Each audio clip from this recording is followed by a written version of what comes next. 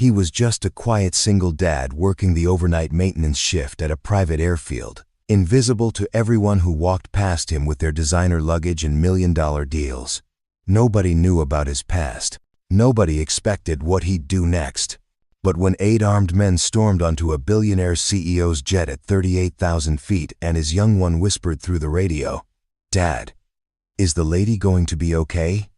everything changed. What happened in that pressurized cabin would expose a betrayal that reached the highest levels of corporate power, uncover skills that were supposed to stay buried, and awaken something neither of them saw coming. This isn't just a hijacking story.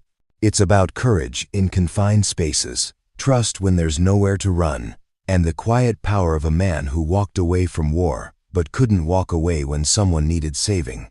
Sometimes the most dangerous person on the plane is the one nobody's watching.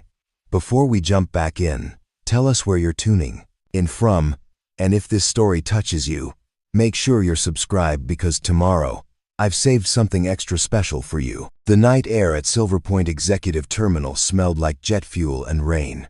A thin mist rolled across the tarmac, softening the harsh glow of the runway lights that stretched into the darkness like a path to nowhere. It was 11:47 p.m., and most of the world was asleep. But not Brian Tate. He stood beneath the wing of a Gulfstream G650, wrench in hand, double-checking the hydraulic pressure on the landing gear. His gray maintenance uniform hung loose on his frame, sleeves stained with grease, name patch faded from too many washes. At 41, he looked older than he was, the kind of older that came not from years, but from things seen and carried. Brian worked the graveyard shift because it paid more and because it kept him out of sight. He preferred it that way. No small talk with pilots who looked through him. No awkward encounters with passengers who treated him like furniture. Just the hum of engines, the click of tools, and the quiet satisfaction of making sure everything worked the way it should. Behind him, a small voice broke through the silence. "Dad, can I have the flashlight? Mine's dead." He turned to see his daughter, 8-year-old Sophie, sitting cross-legged on an overturned tool cart, her homework spread across a clipboard. She wore a puffy pink jacket over her school uniform, hair pulled into 2 uneven pigtails she'd insisted on doing herself that morning. Brian pulled the spare flashlight from his belt and handed it over. "You're supposed to be doing math, not drawing helicopters in the margins." Sophie grinned, dimples flashing. "It's a plane, not a helicopter. And it's for science class. We're learning about air pressure."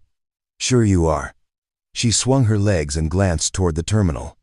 "Is that the fancy CEO lady's plane?" Brian followed her gaze. Through the rain-streaked windows of the private lounge, he could see her. Zoe Lewis, founder and CEO of Arcadia Tech, a company worth north of $8 billion. She sat alone at a table near the window, bathed in soft light, fingers flying across a laptop keyboard. Even from a distance, she looked exhausted. "Yeah," Brian said quietly. "That's her plane. Why's she flying so late? Probably has a meeting somewhere important." Sophie tilted her head. She looked sad. Brian paused, rag in hand, and looked again. Sophie was right. Zoe Lewis wasn't just tired. There was something heavier in the way she sat, shoulders tight, jaw clenched, like someone holding up a building and pretending it didn't hurt. "Sometimes people who have a lot are also carrying a lot," he said. Sophie nodded solemnly, as if she understood something most adults didn't. Then she went back to her drawing. Brian returned to his work, tightening bolts and running diagnostics. He'd been doing this job for 2 years. Before that, he'd been a diesel mechanic in Crescent Bay. And before that was a life he didn't talk about anymore. He'd been a combat engineer in the Navy. 14 years of building bridges, clearing bombs, and keeping people alive in places that didn't want them there. He'd been good at it. Too good. And when his wife died in a car accident while he was overseas, he'd walked away from all of it. No fanfare. No ceremony. Just separation papers and a daughter who needed him more than the military did. Now, he fixed planes in the dark and made sure Sophie never had to wonder where he was. Inside the terminal, Zoe Lewis closed her laptop and rubbed her temples. The leather chair across from her was empty, just like it had been for the last 6 months. No assistant, no security detail.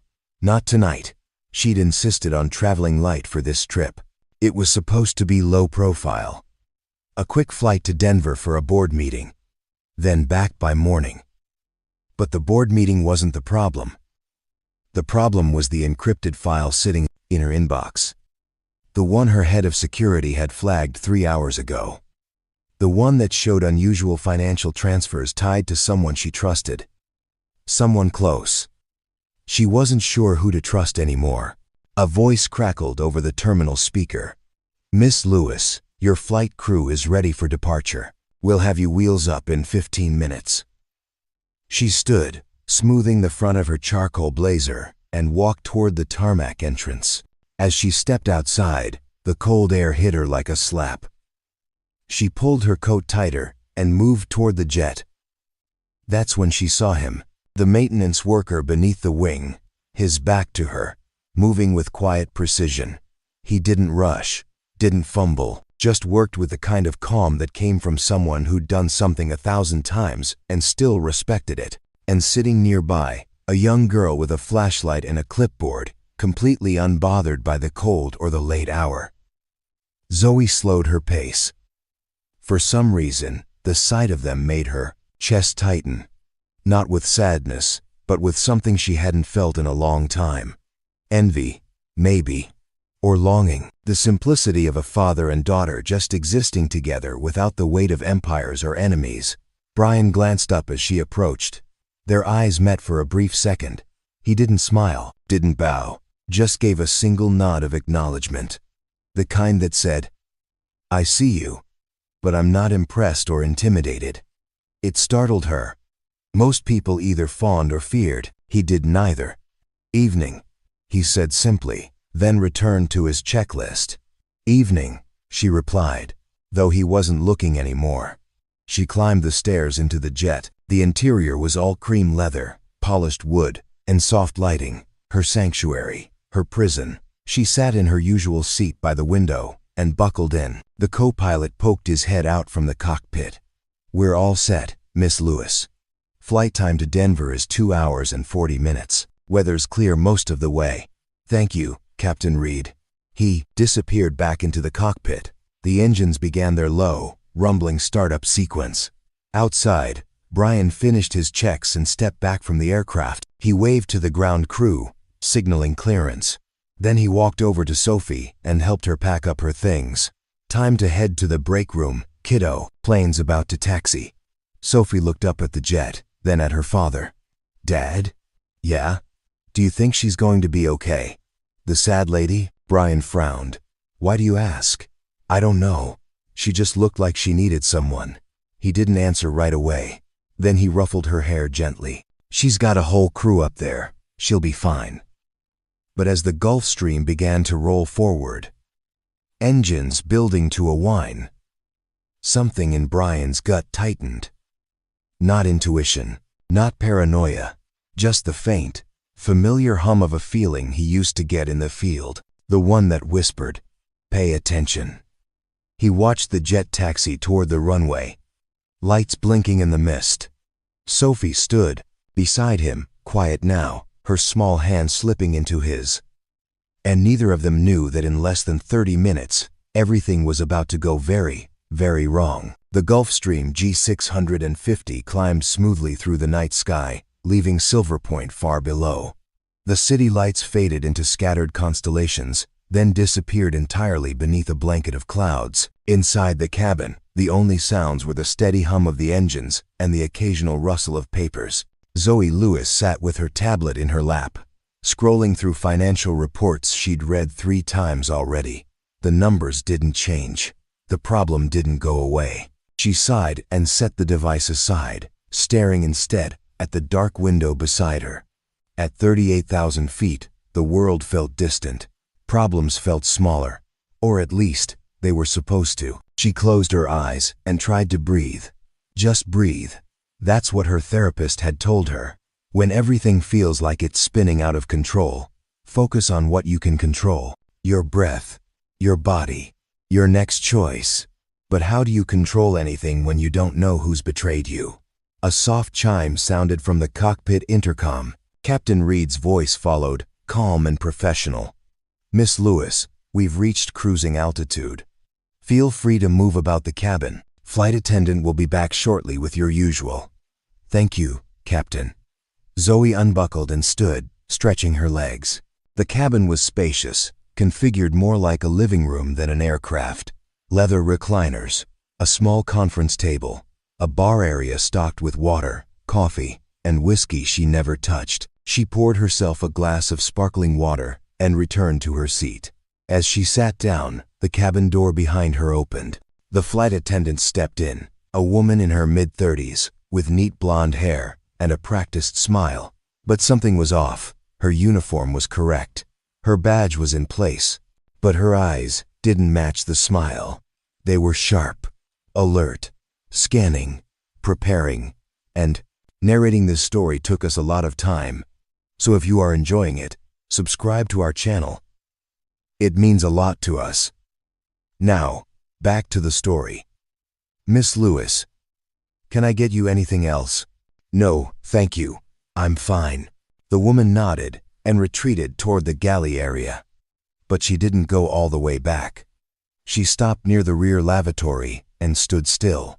Too still. Zoe frowned. She'd flown with this crew a dozen times. She didn't recognize this attendant. Before she could say anything, the cockpit door opened again. But this time, it wasn't the captain. A man stepped out. Tall, broad-shouldered, dressed in a pilot's uniform. But wrong. The fit was off. The shoes were black sneakers, not regulation Oxfords, and his eyes scanned the cabin the way a predator scans a room. Zoe's stomach dropped.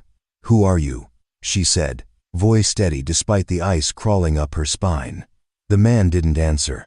Instead, he turned toward the galley and nodded once. The rear cabin door, the one that led to the baggage area, opened.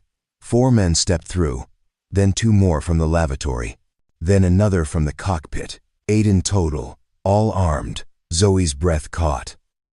She didn't scream, didn't move, just sat frozen as the reality crashed over her like cold water. The lead man, the one in the pilot uniform, stepped forward. He wasn't holding a weapon yet, didn't need to. His presence was enough. "Miss Lewis," he said, voice smooth and unnervingly polite. "Please remain seated and calm. No one needs to get hurt tonight." Her mind raced. Where was Captain Reed? Where was the co-pilot? Were they alive? As if reading her thoughts, the man gestured toward the cockpit. "Your crew is secured and unharmed. They'll stay that way as long as you cooperate." Zoe's fists clenched in her lap. "What do you want?" "Right now, your silence. Soon, access codes to your Arcadia vault." Her blood went cold. The Arcadia vault was a digital fortress containing proprietary AI algorithms, client data, and financial instruments worth billions.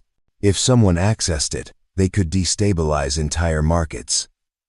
"I don't have those codes with me," she lied. The man smiled. Not warmly. "We both know that's not true. You carry biometric access on your wrist device.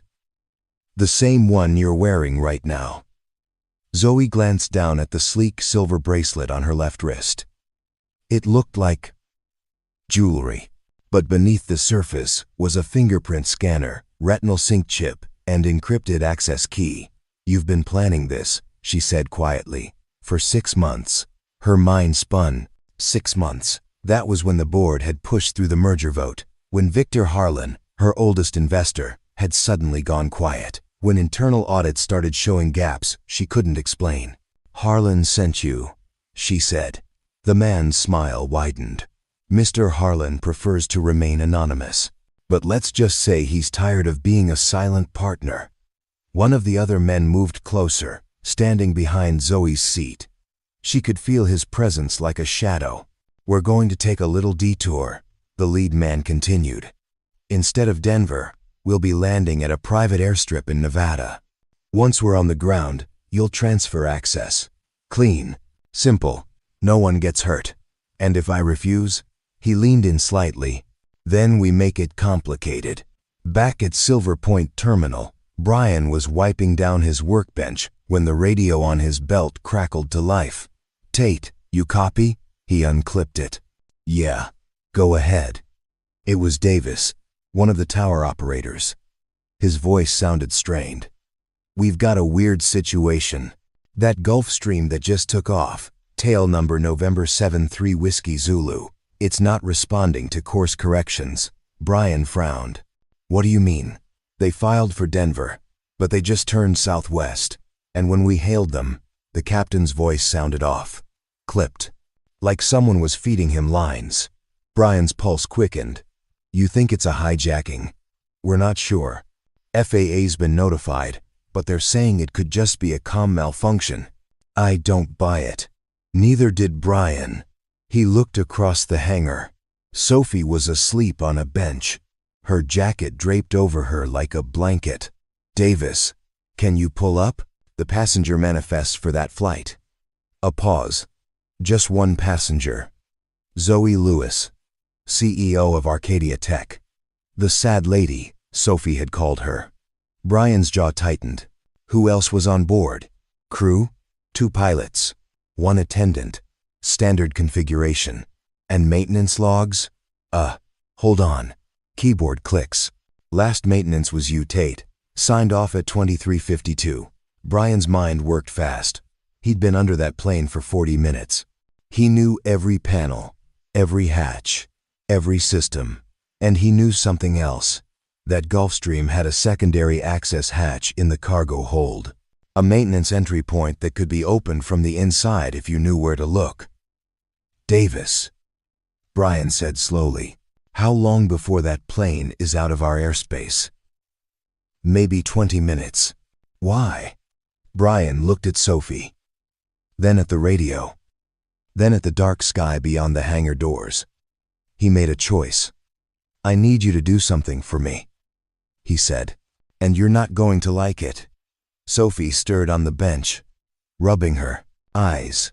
She sat up slowly, blinking against the fluorescent lights of the hangar. Her father was pacing near the workbench, radio pressed to his ear, his expression tight in a way she'd only seen a few times before.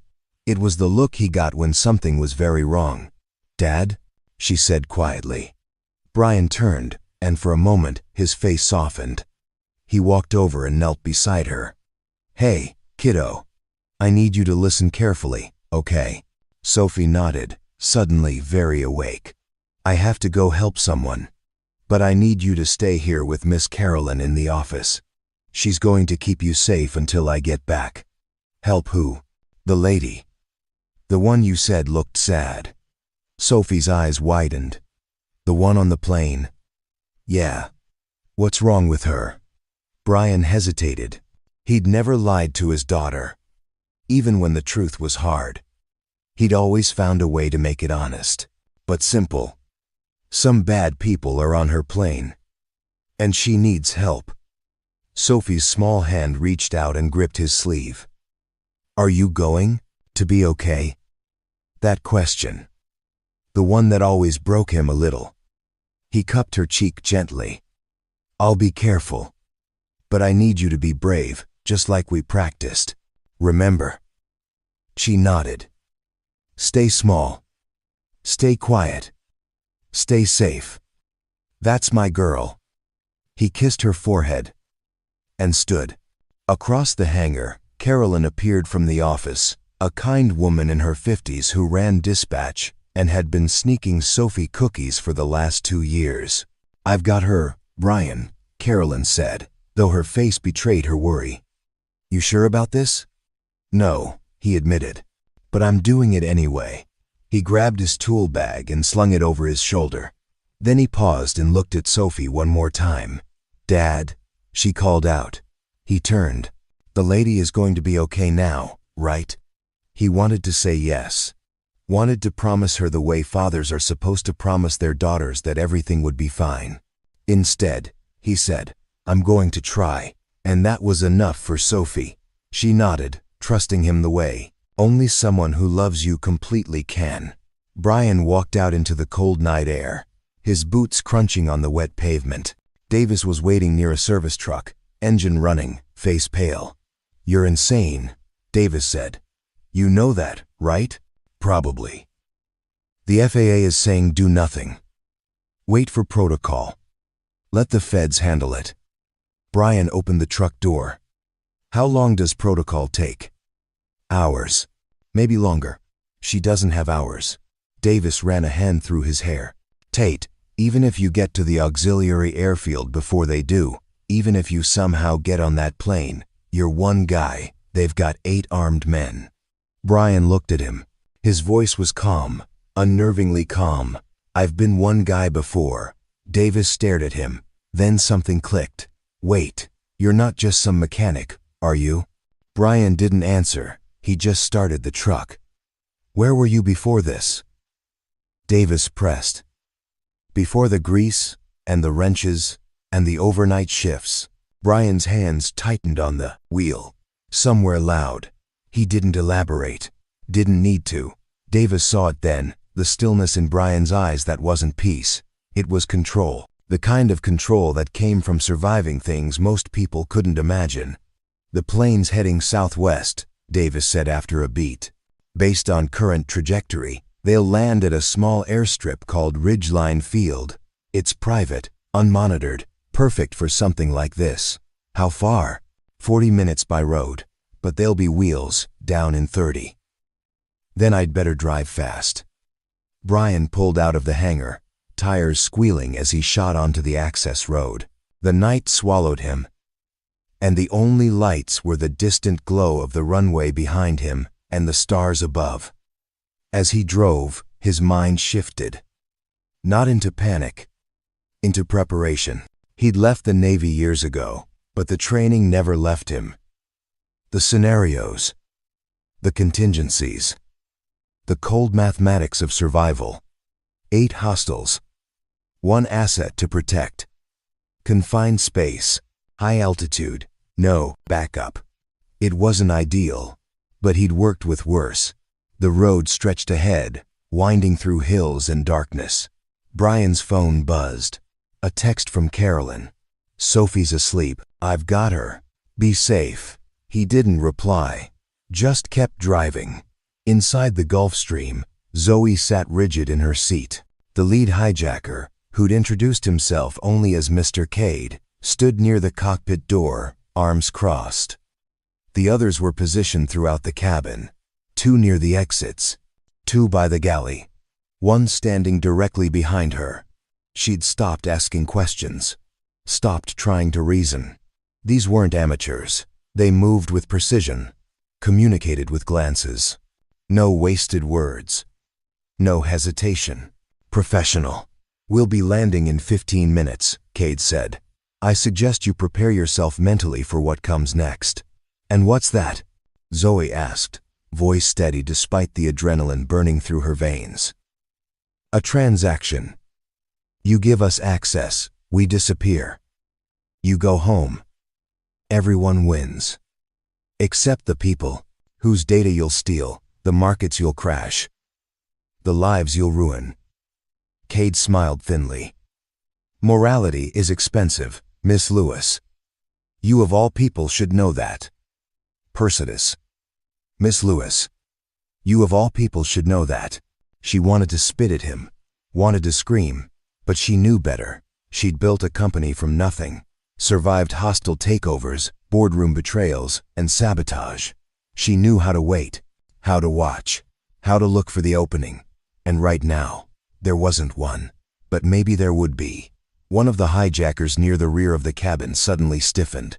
He pressed a finger to his earpiece and frowned. "Cade," he said quietly, "we've got a problem." Cade turned. "What kind of problem?" "Fuel pressure's dropping. Not critical yet, but it's falling faster than it should." Cade's jaw tightened.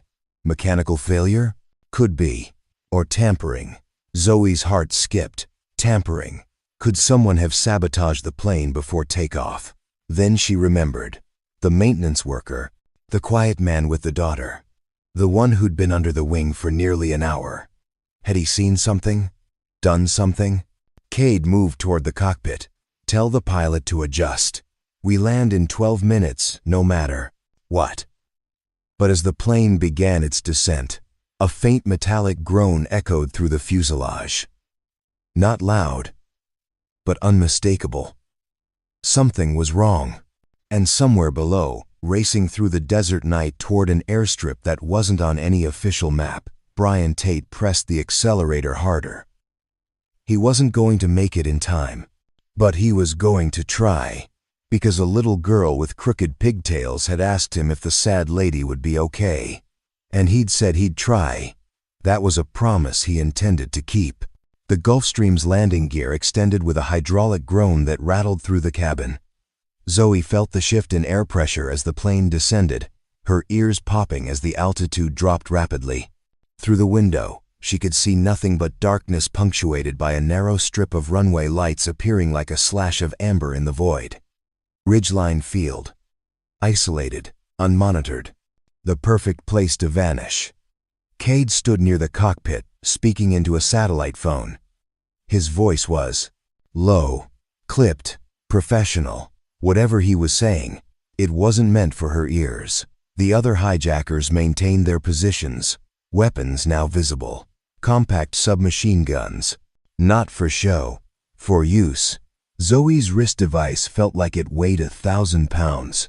She'd designed the Arcadia Vault security herself.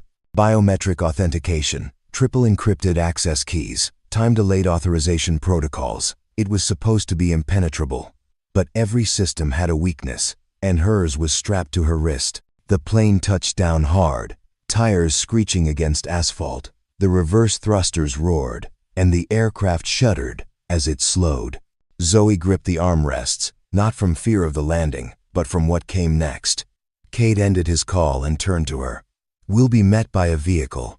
You'll be escorted to a secure location where the transfer will take place. If you cooperate, you'll be released within 6 hours. If you don't, well, let's not explore that option. Zoe said nothing. She was calculating. 6 hours was a lifetime in the tech world. Long enough for her security team to notice her silence. Long enough for emergency protocols to activate. Long enough for someone to realize she was missing. But also long enough for these men to extract what they needed and disappear. The plane rolled to a stop near a darkened hangar. The engines powered down, and the cabin fell into an eerie quiet. One of the hijackers moved to the door and began the unlocking sequence. That's when the lights went out. Not just in the cabin. Everywhere. The runway lights, the hangar, even the faint glow from the cockpit instruments. Complete darkness. What the hell? Cade barked. One of his men clicked on a tactical flashlight. The beam cut through the blackness, illuminating confused faces. Power's out. Could be a grid failure. Or sabotage. Another voice added. Cade's jaw tightened. Secure the asset. 2 men outside. Check the perimeter. 2 hijackers moved toward the door. The first. One stepped out onto the airstairs, flashlight sweeping the tarmac. The second followed. Then came a sound. Soft, metallic, like something rolling across pavement. What was that? The first man said. The second one aimed his flashlight toward the noise. A small canister rolled to a stop near the landing gear. Is that? The canister hissed. White smoke erupted in a thick cloud, swallowing the airstairs, the men, and the immediate area around the plane. Gas! Get back inside, Cade shouted. But it was too late. The 2 men stumbled, coughing, disoriented. One dropped his weapon, the other fired blindly into the smoke, the muzzle flash briefly illuminating chaos. Then silence. Inside the cabin, Cade grabbed Zoe by the arm and yanked her toward the rear. Move. Now. But before they could reach the galley, a sound came from below.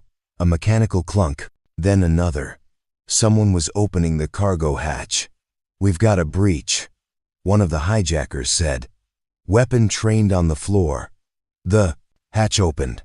Smoke drifted up through the gap, and then a figure emerged. Brian Tate climbed into the cabin with the calm precision of someone who'd done this before. He wore a black jacket over his maintenance uniform, a respirator mask covering his nose and mouth, and carried nothing but a heavy-duty flashlight and a canvas tool bag. He looked at the hijackers, then at Zoe. "Evening," he said. Voice muffled, but steady. One of the men raised his weapon. "Don't move." Brian didn't. He just stood there, hands visible, non-threatening. Cade stepped forward, keeping Zoe in front of him like a shield. "Who the hell are you?" Brian pulled down his respirator. "Maintenance crew. Got a call about a fuel pressure issue.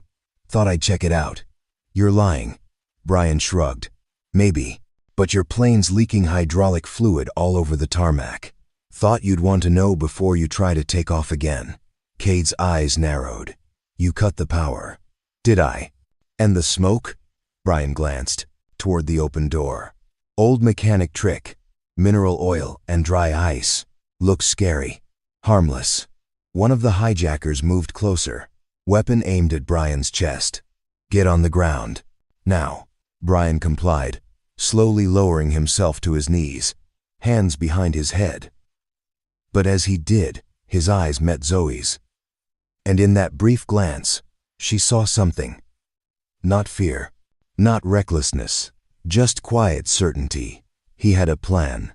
Cade gestured to two of his men. "Zip tie him. We'll deal with him after the transfer." One of the hijackers approached, pulling plastic restraints from his belt. He grabbed Brian's wrist and began to secure it. That's when Brian moved. It wasn't fast. It wasn't flashy. It was economical. He twisted his wrist, redirecting the hijacker's grip, and in the same motion drove his elbow into the man's solar plexus. The hijacker gasped, air exploding from his lungs. Brian grabbed the weapon as it fell, reversed it, and slammed the stock into the second man's knee. The man collapsed with a howl. Brian swept the weapon across the cabin, not firing, just creating distance. Everyone stays calm. Nobody gets hurt. Cade yanked Zoe closer, a small pistol now pressed to her temple. "Drop it. Now. Or she dies." Brian froze. His eyes flicked to Zoe, then back to Cade. "You're not going to kill her," Brian said evenly. "She's worth more alive. Don't test me." Brian slowly lowered the weapon. But he didn't drop it. "Not yet. Here's what's going to happen. You're going to let her go. You're going to walk off this plane. And you're going to disappear before the federal response team gets here." Cade laughed. "What federal team?" Brian tilted his head. "The one that's been tracking this aircraft since it deviated from its flight path. The one that's currently en route with enough firepower to turn this airstrip into a parking lot." Cade's confidence flickered. Just for a second. But it was enough. "You're bluffing." "Am I?" In the distance, barely audible, came the faint thrum of Goddarass. Rotor blades. Helicopters. Multiple. Cade's face went pale. He looked at his remaining men. They were outnumbered, outmaneuvered, and running out of time. "This isn't over," Cade hissed. Brian's voice was cold. "Yeah, it is." Cade shoved Zoe forward. She stumbled, and Brian caught her, steadying her with one arm while keeping the weapon trained on the hijackers with the other. "Go," Brian said to Cade. "Before I change my mind." Cade and his men retreated toward the rear exit. Within seconds, they were gone, swallowed by the darkness and smoke. Brian waited until the sound of their footsteps faded. Then he lowered the weapon and turned to Zoe. "You okay?" She stared at him, breathless, heart pounding. "Who are you?" He gave a faint smile. "Just a mechanic." "Mechanics don't move like that." He didn't argue. Instead, he reached into his tool bag and pulled out a small first aid kit. "You're bleeding." Zoe touched her temple. Her fingers came away red. She hadn't even felt it. Brian guided her to a seat and gently cleaned the cut. His hands were steady, practiced. "You'll need stitches," But this'll hold for now. She watched him work, her mind still spinning. The helicopters. Are they real? Brian glanced up. No. What? I played a sound file through a portable speaker. Old PSYOPs trick. Make the enemy think reinforcements are coming, and they'll retreat on their own. Zoe's mouth fell open. You tricked them. I gave them a reason to leave without bloodshed. But they'll realize. By the time they do, the real authorities will be here. I made sure of that before I left. Zoe sat back, overwhelmed. Why did you come? Brian secured the bandage and met her eyes. My daughter asked me if you'd be okay. Your daughter? Sophie. She was at the terminal when you boarded. She said you looked sad. Zoe's throat tightened. And you risked your life because your daughter asked you to help me? Brian stood and slung his bag over his shoulder. She believes people should help each other. I'm trying to teach her that's still possible. For the first time in months, Zoe felt something other than fear or exhaustion. She felt hope. Outside, the real sound of sirens began to rise in the distance. Red and blue lights flickered on the horizon. Brian moved toward the cargo hatch. You should get your wrist checked. That device is probably broadcasting your location. If Cade's smart, he's already tracking it. Zoe looked down at the bracelet. It's biometrically locked. He can't access it without me. Then keep it close, and don't trust anyone until you know who sold you out. Wait, she called as he started to descend. I don't even know your name. He paused and looked back. Brian Tate. Brian, I owe you my life. He shook his head. You don't owe me anything, just pay it forward. And with that, he disappeared into the smoke. The federal agents arrived in force. SUVs with tinted windows, tactical teams in full gear, and a woman in a dark suit who introduced herself as Special Agent Lillian Cross from the FBI's Cyber Crimes Division. She was sharp-eyed, no nonsense, and clearly exhausted from being pulled into a crisis at 2 in the morning. Zoe sat in the back of an ambulance, a blanket draped over her shoulders, while a paramedic finished cleaning the cut on her temple. Around her, the airstrip had transformed into a command center. Floodlights illuminated the tarmac. Crime scene tape cordoned off the Gulf Stream. Investigators combed through the cabin and cargo hold, documenting everything. Agent Cross approached with a tablet in hand. Miss Lewis, I need to ask you some questions. Zoe nodded, still numb from the adrenaline crash. Can you walk me through what happened? Start from when the hijackers boarded. Zoe recounted the events, her voice steady but hollow. The 8 men, the weapons, the demand for her access codes, the landing at Ridgeline, and then Brian Tate appearing from the cargo hold like a ghost. Cross's pen paused mid-note. Brian Tate, the maintenance worker. Yes. Where is he now? I don't know. He left before you arrived. Cross exchanged a glance with another agent. We'll need to speak with him. Do you have contact information? No. But he works at Silver Point Executive Terminal. Night shift. Cross made a note. Then she leaned in slightly. Miss Lewis, we've been monitoring unusual activity around your company for the last 3 months. Financial irregularities, encrypted communications, shell accounts tied to offshore entities. This hijacking wasn't random. It was coordinated. Zoe's stomach turned. I know.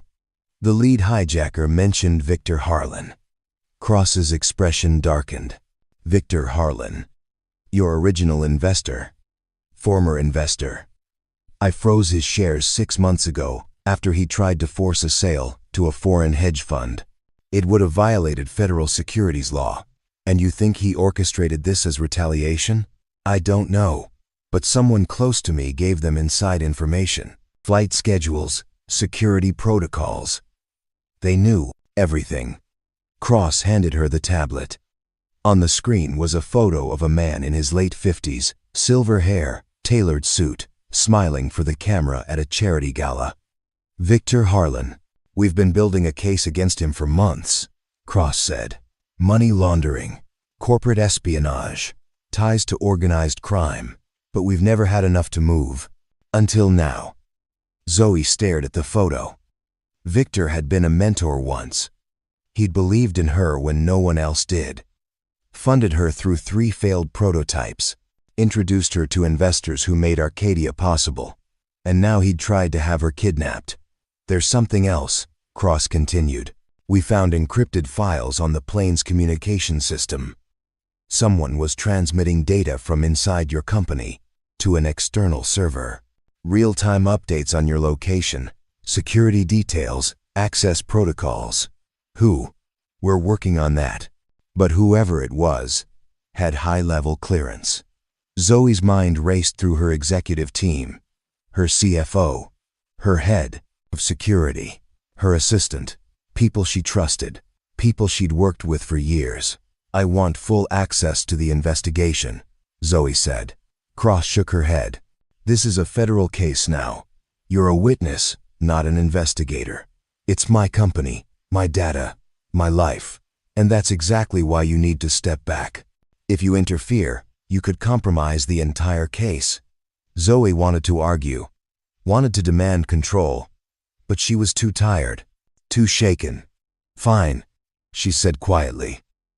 But I want updates. Daily. Cross nodded. We'll do what we can.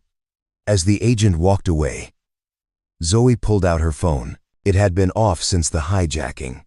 She powered it on, and immediately it exploded with notifications. Missed calls, texts, emails. One message stood out. From an unknown number. You asked who I was. I'm someone who remembers when you built something because it mattered, not because it made money. Don't let them take that from you. Stay safe. BT. BT. Brian Tate. Zoe stared at the message. How did he get her number? And more importantly, how did he know exactly what she needed to hear? Hours later, after the interviews and the evidence collection and the endless procedural questions, Zoe was finally allowed to leave. A company car drove her back to Silver Point, where a private security team was waiting. But she didn't go to the executive lounge.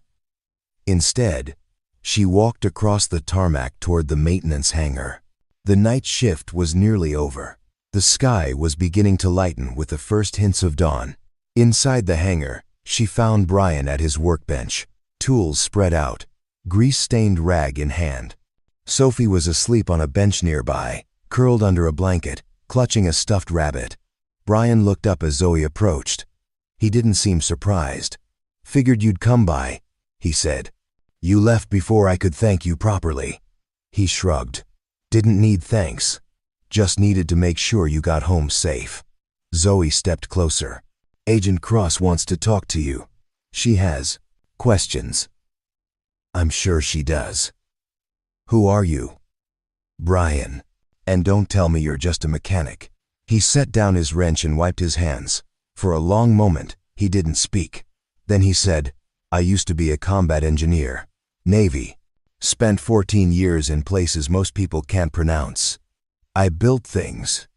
Cleared things. Kept people alive. And now? Now I fix planes and raise my daughter. That's not the whole story.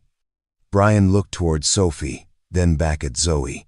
I left the service after my wife died. Came home to find my daughter hadn't spoken in a year. She was waiting for someone to walk through the door who was never coming back. Zoe's chest tightened. I realized I'd been chasing the wrong things, Brian continued. Medals, missions, validation. But none of it mattered when the person I loved most needed me, and I wasn't there. So you walked away. I chose differently. Zoe understood. She'd spent her entire adult life building an empire, proving herself, climbing higher, and somewhere along the way, she'd forgotten why she started. Victor Harlan, she said quietly. He used to be someone I trusted. People change, or maybe they just stop hiding who they always were. How do you move forward after that? After someone you believed in tries to destroy you? Brian met her eyes. You stop carrying their choices. You only carry your own. The simplicity of it hit her harder than any corporate strategy ever had. A voice called from the hangar entrance. Agent Cross, flanked by 2 other agents. "Mr. Tate, we need a statement." Brian nodded. "Give me a minute." He turned to Zoe. "You're going to be okay. You're stronger than you think." "How do you know?" He smiled faintly. "Because you didn't break up there. And you're still standing now." As Cross approached, Zoe stepped back. But before she left, she said, "Brian, if you ever need anything at all, you call me." He didn't answer, just gave a single nod. And as Zoe walked back across the tarmac, the sun breaking over the horizon, she realized something. For the first time in years, she didn't feel alone. The investigation moved fast. Within 48 hours, federal agents had traced the encrypted communications back to a server farm in Eastern Europe. Financial records showed wire transfers from shell corporations linked to Victor Harlan, and security footage from Silver Point revealed something damning. One of Zoe's own executives had been feeding information to the hijackers. Ethan Voss, her chief technology officer, the man who'd helped her build Arcadia's infrastructure from the ground up. Zoe sat in the conference room of the FBI field office, staring at the video on the screen. Ethan, standing in a parking garage, handing a manila envelope to a man later identified as Cade. "We arrested him this morning," Agent Cross said. "He's cooperating. Says Harlan promised him $10 million and a position in a new company after Arcadia collapsed." Zoe felt nauseous. "Ethan's been with me for 8 years. Greed doesn't care about loyalty." "What about Harlan?" Cross leaned back in her chair. "He's disappeared. Left the country 3 days before the hijacking. We've got warrants, but he's in a country with no extradition treaty. So he just gets away with it? For now. But we'll keep building the case. Eventually, he'll make a mistake." Zoe stood, pacing. "This isn't enough. He tried to have me killed. He compromised national security.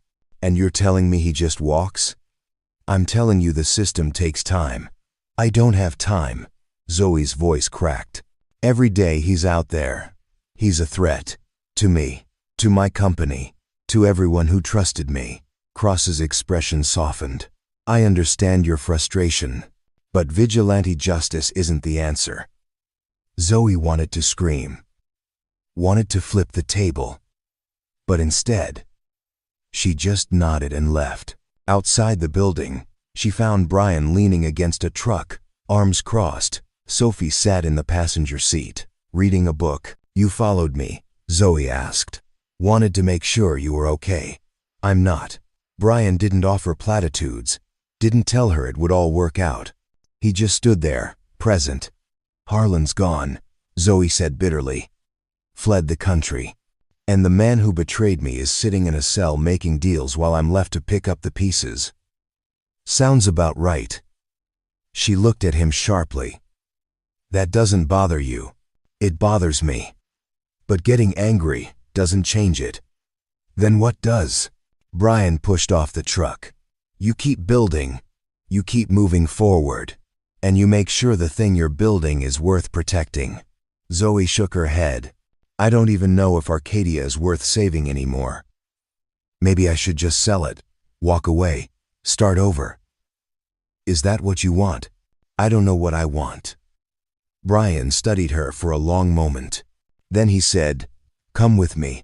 I want to show you something." He drove her to a community center on the outskirts of town. The building was old, paint peeling, windows covered with bars. But inside, it was alive. A group of teenagers sat in a computer lab, coding on refurbished laptops. An instructor walked between them, offering guidance. On the wall was a banner that read, "Arcadia Futures Program." Zoe froze. "I funded this 2 years ago," Brian said. "You donated 50 laptops and paid for a coding instructor for kids who couldn't afford tech programs." She'd forgotten. It had been a small initiative. A tax write-off, really. But, standing here now, Watching these young people learn, create, build, she remembered why she'd started Arcadia in the first place. One of the teenagers looked up and recognized her. His eyes went wide. "Wait, are you Zoe Lewis?" She nodded. The kid stood, excited. "You're, like, the reason I'm here. I built my first app using one of these laptops, got a scholarship to MIT because of it." Zoe's throat tightened. "You did that. Not me."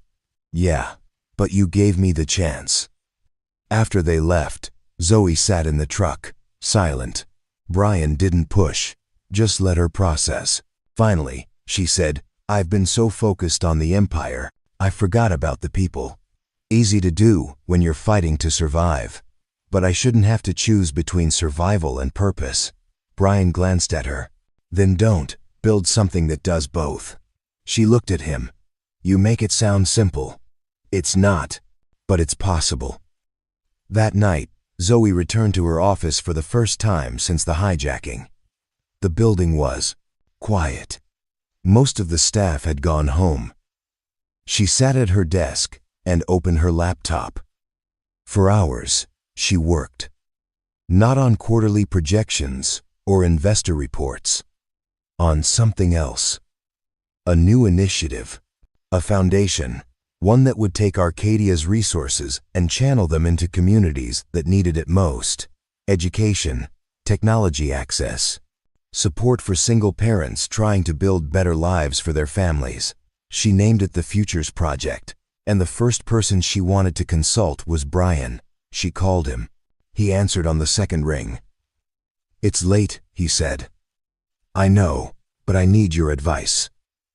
"On what?" "On how to build something that actually matters." There was a pause. Then Brian said, "I'll come by tomorrow." The next morning, he arrived at her office with Sophie. The little girl stared wide-eyed at the glass walls and the view of the city below. "Whoa," Sophie whispered. Zoe smiled. "Pretty cool, right?" Sophie nodded. Then she looked at Zoe seriously. "Are you okay now?" Dad said. "Some bad people tried to hurt you." Zoe knelt down. "I'm okay. Your dad made sure of that." Sophie beamed. "He's really good at helping people." I noticed. Brian and Zoe spent the morning going over her plans. He asked hard questions, challenged her assumptions, made sure the foundation wasn't just another corporate PR move. "You have to mean it," he said, "or it'll just be another logo on a website." "I mean it. Then you'll need people you trust. People who won't sell you out the first time things get hard." "Where do I find those people?" Brian looked at her. "You start by being that person yourself." Over the next few weeks, Zoe rebuilt. Not just her company, but her life. She restructured her executive team, hired independent auditors, implemented new security protocols, and launched the Futures Project with a quiet announcement that focused on impact, not ego. Brian stayed close, not as an employee, not as a bodyguard, just as someone who showed up when she needed him. And, slowly, something shifted between them. Not just respect, not just gratitude, something deeper. One evening, as they stood on the roof of Arcadia's headquarters watching the sunset, Zoe said, "I don't know how to thank you." Brian shook his head. "You don't need to." "I do. You saved my life. You helped me remember why I started this. You didn't ask for anything in return." "That's because I don't want anything." She looked at him. "What if I want to give you something anyway?" He met her eyes. "Like what?" "A chance to build something together. Not a company, just something real." Brian was quiet for a long moment. Then he said, "I've been alone for a long time. Not sure I remember how to be anything else." "Neither do I. But maybe we can figure it out together." He smiled. A real smile. One that reached his eyes. "Yeah," he said, "maybe we can." And as the city lights flickered to life below them, two people who'd been fighting alone realized they didn't have to anymore. 3 weeks after the hijacking, Zoe received a phone call that changed everything. It was Agent Cross, her voice tight with urgency. "We found him. Victor Harlan. He made a mistake." Zoe sat up in her office chair. "Where?" "Montreal. He used a credit card tied to an old alias. Canadian authorities have him in custody, but there's a problem. His lawyers are arguing he's a political refugee fleeing corporate persecution. They're fighting extradition. How long do we have?" 72 hours before the hearing. If the judge rules in his favor, he walks. We need you to testify. Your statement could be the difference between justice and him disappearing forever." Zoe's hands trembled. The thought of facing Victor, of sitting across from the man who'd tried to destroy her, made her stomach turn. But she knew what she had to do. "I'll be there." She hung up and stared out the window. The city stretched below her, indifferent to her turmoil. She picked up her phone and called Brian. "I need to go to Montreal," she said when he answered. "Victor's been found." There was a pause. "You want company?" "I don't want to pull you away from Sophie. Carolyn can watch her for a few days. And you shouldn't do this alone." Zoe closed her eyes, grateful. "Thank you." They flew commercial this time. First class, but still surrounded by other passengers. Brian sat beside her, reading a magazine while she reviewed her testimony notes. Sophie had insisted on packing Zoe a good luck charm, a small origami crane she'd folded herself. "She's worried about you," Brian had said when he handed it over. Now, as the plane descended into Montreal, Zoe clutched the paper crane in her palm. The extradition hearing took place in a gray government building that smelled like old coffee and bureaucracy. Victor Harlan sat at the defense table in an expensive suit, his silver hair perfectly styled, his expression calm. He looked like a man attending a business meeting, not facing criminal charges. When his eyes met Zoe's, he smiled.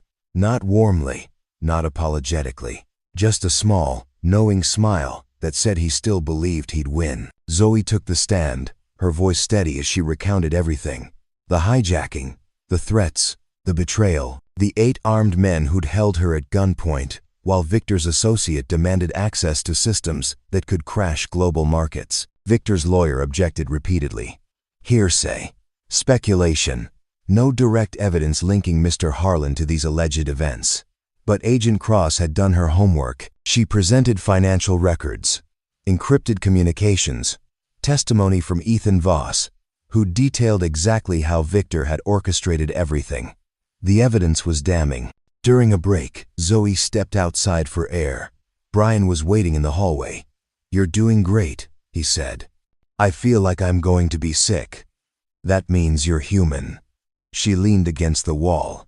"He's sitting in there like none of this matters. Like he's already won." "He hasn't." "How do you know?" Brian looked at her.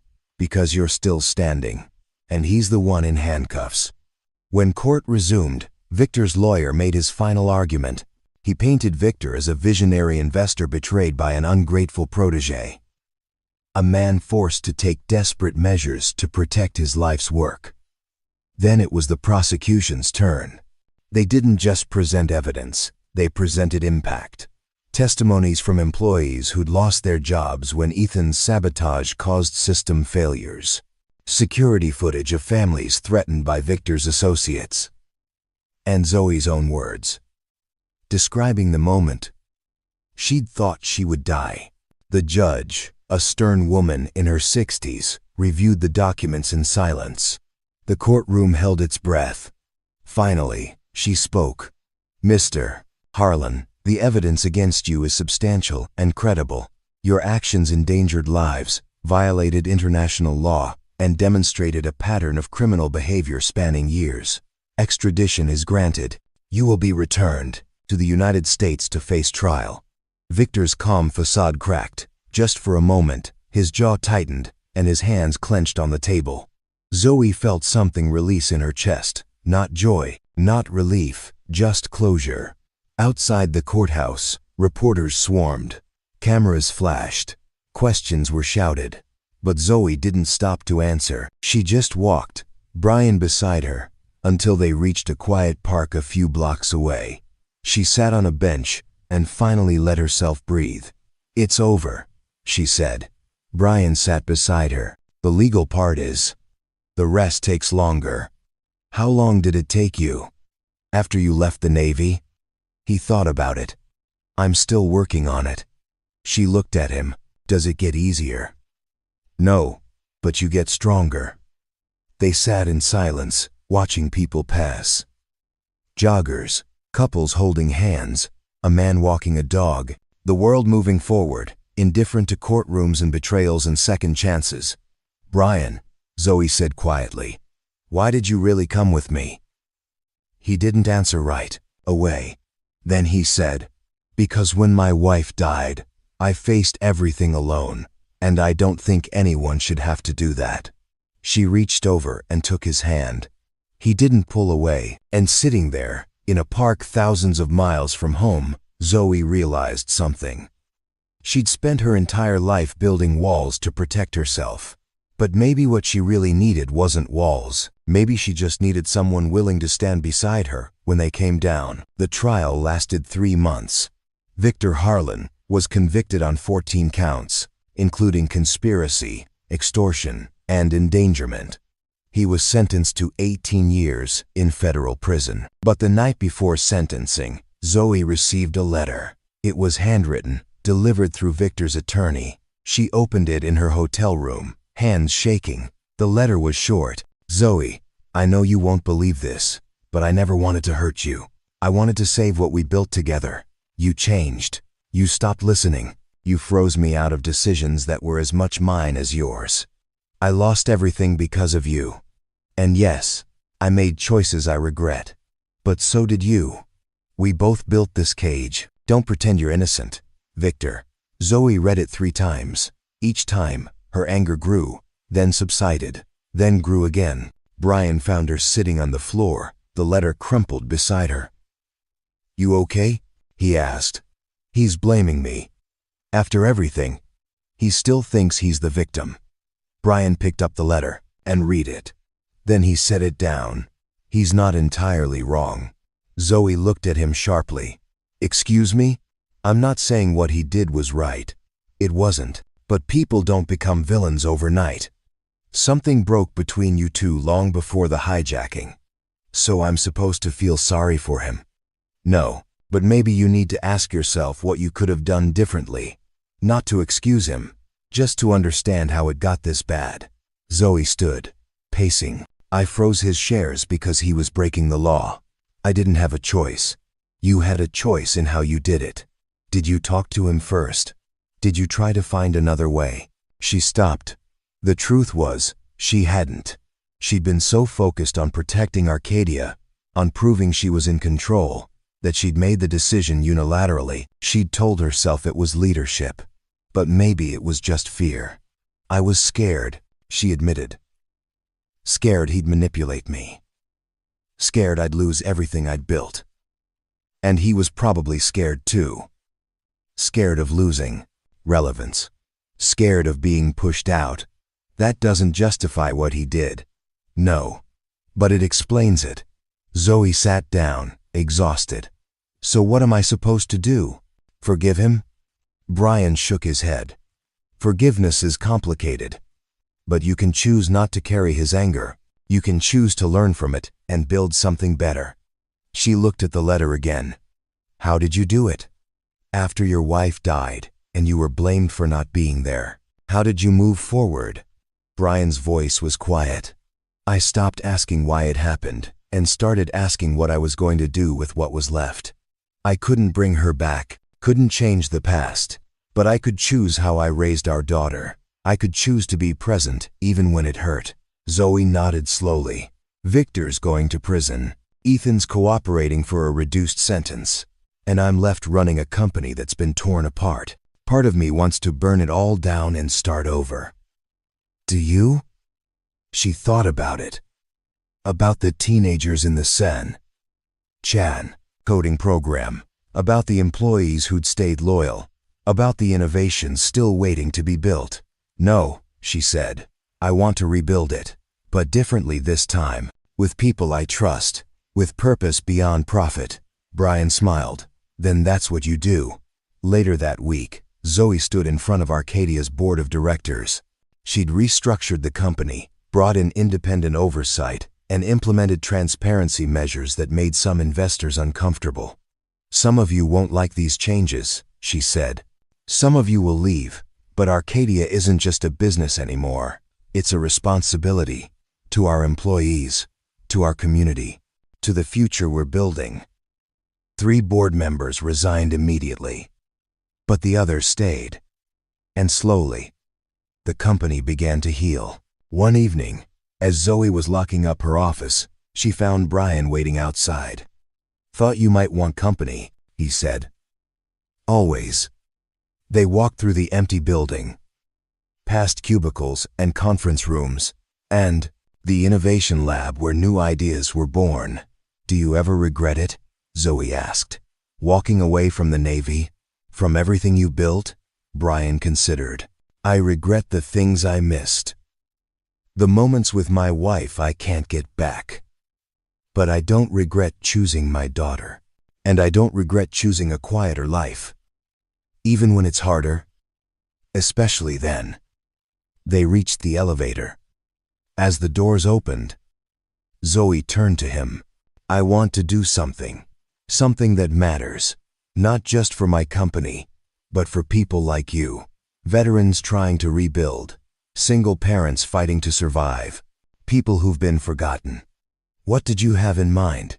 She smiled. "I'll show you." 6 months later, Zoe stood in front of a renovated warehouse on the edge of town. The building had once been abandoned, windows shattered, walls covered in graffiti. Now it gleamed with fresh paint, solar panels on the roof, and a sign above the entrance that read Arcadia Pathways Center.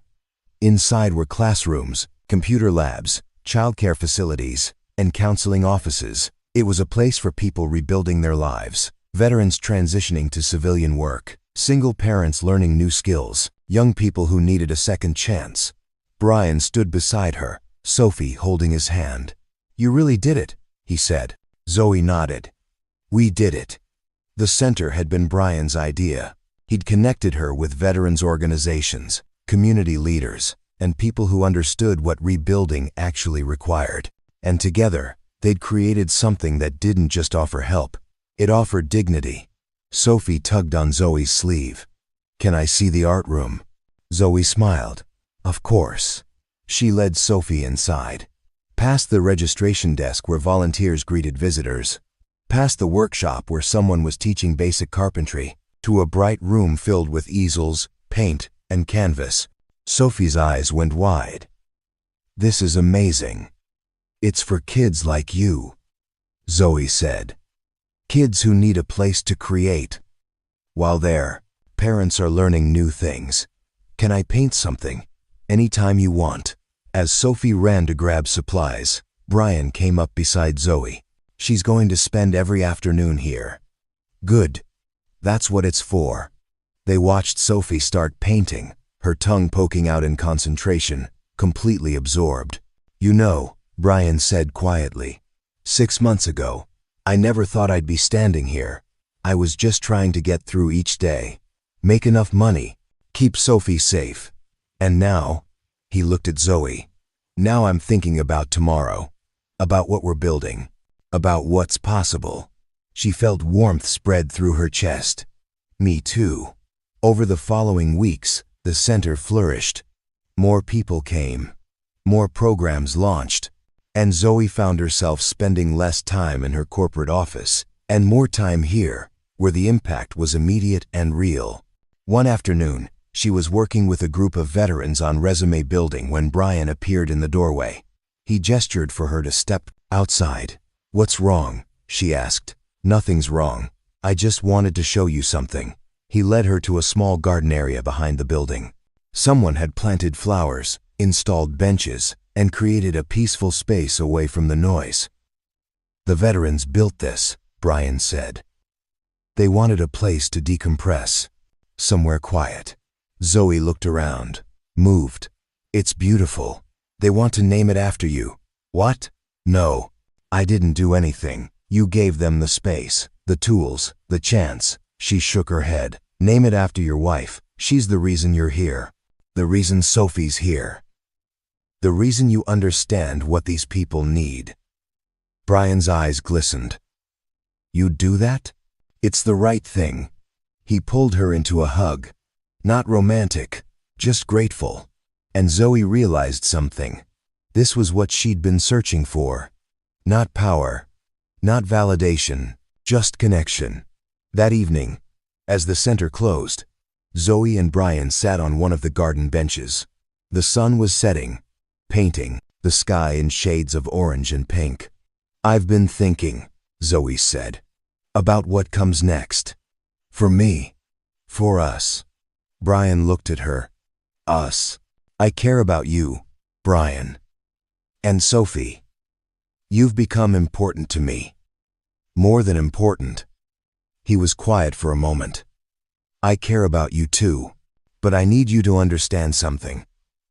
I'm not the guy who's going to show up at galas or board meetings. I'm not going to be comfortable in that world. I don't need you to be. I just need you to be you. And Sophie? She comes first, always. I wouldn't want it any other way. He reached over and took her hand. Then yeah, us. Let's figure it out. She leaned her head on his shoulder. And they sat like that until the stars came out. Two people who'd been broken, finding wholeness in each other. 1 year after the hijacking, Arcadia Pathways Center held its anniversary celebration. The parking lot was full. Community members, veterans, families, and local officials gathered under a tent strung with lights. Zoe stood at the podium, looking out at the crowd. Brian sat in the front row with Sophie, who wore her best dress and kept waving. A year ago, Zoe began, I thought I'd lost everything. My company was compromised. My trust was shattered. I didn't know who I was anymore. She paused, collecting herself. But I learned something. You don't find yourself in success. You find yourself in what you do when everything falls apart. The crowd was silent, listening. This center exists because of people who refused to give up. Veterans who built gardens. Single parents who showed up every day. A man who risked everything to save someone he didn't even know. She looked at Brian. He gave a small nod. We named this place Pathways because everyone here is on a journey. And we want to walk alongside you. Not ahead of you. Not behind you. Beside you. Applause erupted. Zoe stepped down, and Sophie ran up to hug her. You did great, Sophie said. Thanks, sweetheart. Later, as the celebration continued, Zoe found Brian near the garden. He was planting a small tree, a maple sapling, that would grow with the center. Need help? She asked. Always.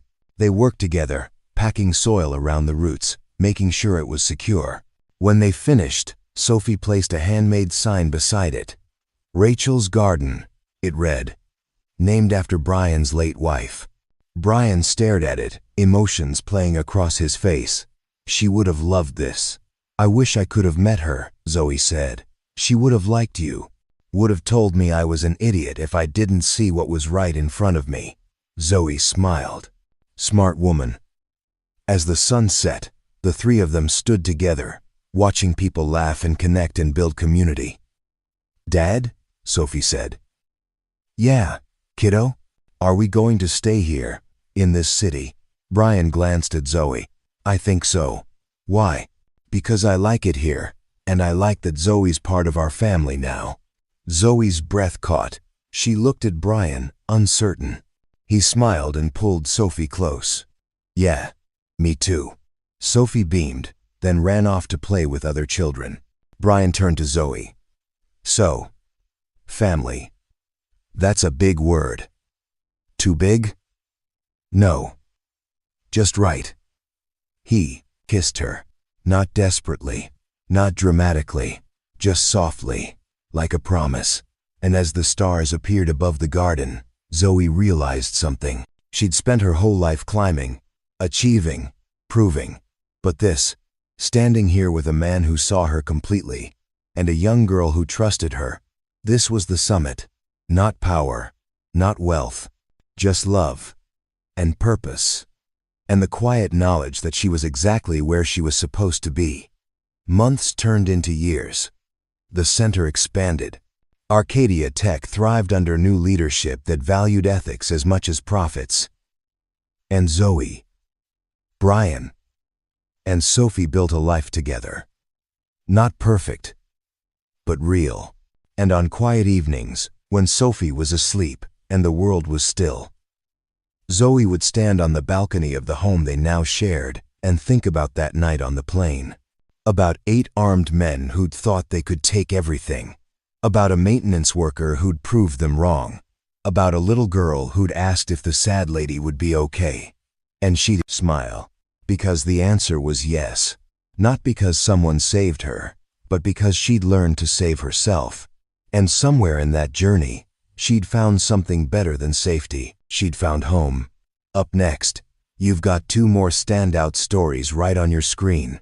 If this one hit the mark, you won't want to pass these up. Just click and check them out. And don't forget to subscribe and turn on the notification bell so you don't miss any upload from us.